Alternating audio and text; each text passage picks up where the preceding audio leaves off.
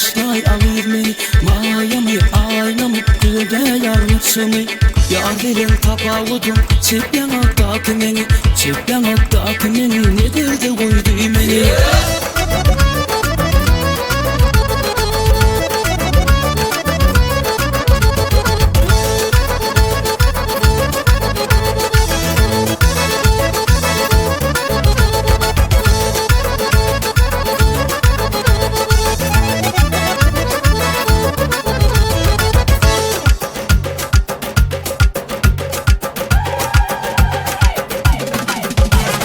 Yanlışım bağışla sen, söyleyeyim emin dedin. Bana ne tanışla sen, bilmem elin elledin. Yine de bağışları bilmeyin hiç görmedim. Ay sana sen adını yar bilen hekizmedin. Almamı, vurmamı bağışlay abilmeli. Mayamı, aynamı, düzede yanlışımı. Yar bilen tapavudun, çip yanaktaki beni. Çip yanaktaki beni, nedir de koydu beni.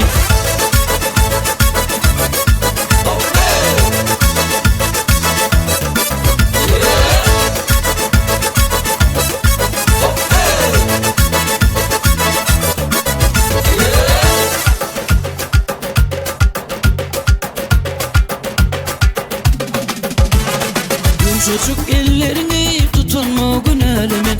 Yarımın ışkına zakanla vurdu elimin. Gengörümü bağışlayar gözünlerin gülüysen.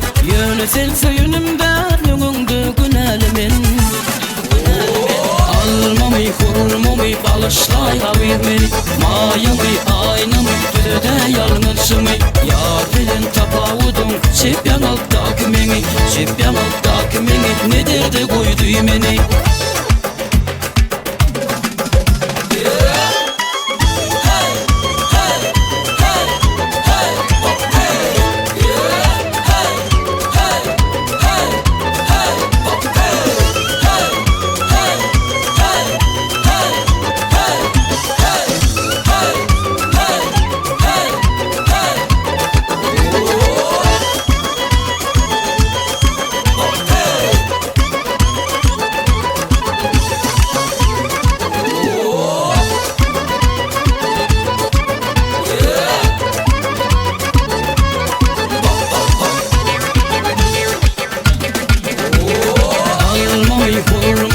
Bağışlay abilmeli.